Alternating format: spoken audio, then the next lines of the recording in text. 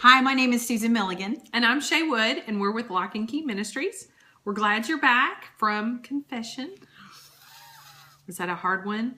I hope you really enjoyed that chapter. Confession really is good for the soul, right? It is good for. That's what my grandmama said, and I believe That's her. right. So we're talking about. First off, we always love to just show you what we're talking about. Chapter 8. Key 6, which was confession last week, of moving him in. Right. 12 tangible keys for preparing a place for Christ, which is a quick, short title. Mm-hmm. So key 7 is about blame. And what's the key's name? It is called A Place to Place Blame Where Blame is Due. That is not grammatically correct, by the way. No, but the process has got to have that type of name. That's right. And this is why. If we were to poll the people that have done our class or have read the book and said, what's your favorite chapter? A lot of them would pick this particular chapter. And the reason for that is many Christians are living under condemnation. And we believe the key to that is that they're not placing blame where it's properly due. They're either blaming themselves or blaming someone else.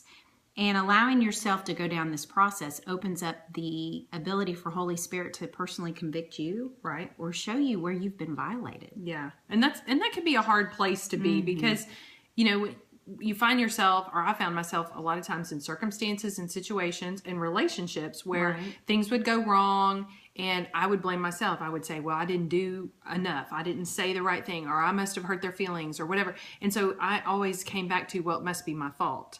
And so that's what the Lord had to really clear out for me is, you know, we're not an island unto ourselves. Right. So if I do something, it may hurt you. You might do something, it might hurt me. It's a give and take for hurt and sin. Right. And so a lot of times people would hurt me and I would take it on as, oh, well, I must have done something wrong. And you know, there are a lot of people that are quick to let you do that too. That's true. Because the other cycle of blame is people who like to blame everybody else. Right. They take no responsibility. No responsibility. So people like you and people who like to blame everybody else usually hook up a lot. That's true. You realize that? Oh, that's true. So there are 2 cycles of blame. We talk about them in the chapter. The first one is blaming yourself all the time, and that leads to depression. Depression, right. And that's really what I've been prone to is, you know, you get in a cycle of blaming yourself and you can't ever find a solution, and there's just so much condemnation you're heaping on yourself. And really you're hanging on to it, and it's a source of pride, honestly. Right. Because you're not giving that to the Lord. And so, you know, when you're able to do that, the depression lifts quite greatly. So I'm thankful for that. Yeah. That's really cool. And the other one is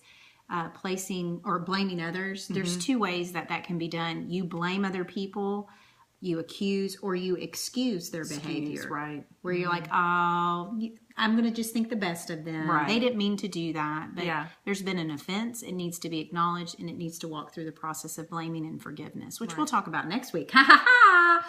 There'll be more. There'll be more. You know, Shay's confessed that she tends to blame herself. Well, I did both. I was an expert on both. I didn't necessarily blame other people. I excused their behavior. And so it led me to be so bitter. Oh, so bitter. Right. And so there is a third process, which is with Jesus, and it's outlined greatly in this book. And we just encourage you to get it, right? Yeah. Get it, read it, tell us what you think about it. We would love to hear, you know, your reviews. If you want to write those on Amazon about our book, we'd appreciate that. Leave some comments. Connect with us on our website, lockandkeyministries.org, and stay tuned for next week's vlog. See you later. All right. Bye.